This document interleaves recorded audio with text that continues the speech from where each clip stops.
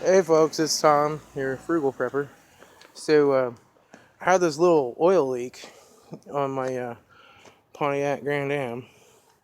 Actually, this is the result of a game, and you play it at 70 miles per hour, and it's like, is that stuff falling off the bottom of that semi a piece of tire or a big chunk of steel? I guess wrong. It was a big chunk of steel. So knocked out the oil pan. I shut it down and got pulled over. Got it towed home.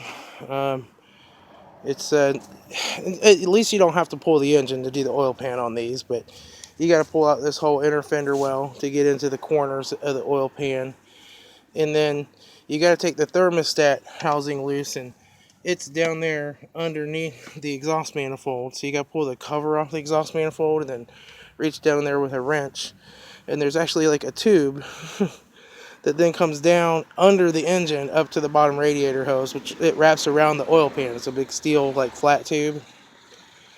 So, and your thermostat goes in that tube. So while I got it all apart, I'll put a new thermostat in it.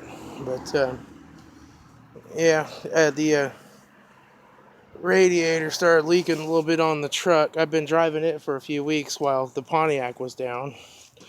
So I'm trying to get this fixed this weekend so I can drive it and then get it out of the way of my garage so I can get the truck pulled up there.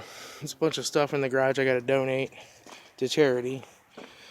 Get that cleaned out. So I finally had a little bit of nice weather. It wasn't raining or super cold.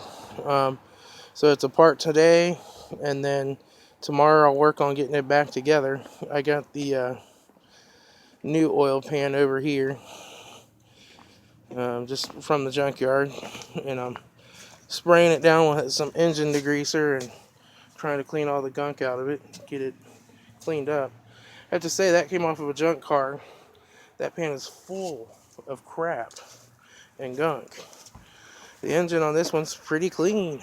If you look at that oil pan, you can see where it's got a little carbon buildup in it, but it's not full of gunk. So that's good, I guess. And as soon as that hit and I saw the smoke coming out the back, I knew that I took out the oil pan. So I just shut the engine off and cruised it over. So shouldn't have any damage to the engine. I got it shut down in time. Doesn't look like there's any damage to the bottom end components or anything either. So it nicked the transmission pan, but didn't put a hole in it. So that's all good. So I just thought I'd show you what I'm doing on a Saturday. The van, a lot of you watched me fix up this van and put the heads on it. It's parked over there. It has a rod knocking, so I got pulled over for speeding, and I was speeding. I was in a hurry trying to make up some time, and they hit me with the laser, and by the time the laser alert went off, he had already locked onto me. I was doing, I want to say it was 82 and a 70 is what it was. But they just gave me a seatbelt violation because I don't like seatbelts. And they let me go on the speed. And then as I drive away, I'm like, this thing's knocking.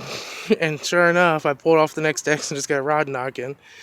But believe it or not, I hit an AutoZone and got some of that motor honey stuff and poured a thing of that in there real quick, and I got it home. And it still starts. I can pull it around the backyard, but I don't know what I'm going to do with that yet. If I want to put a whole engine in it.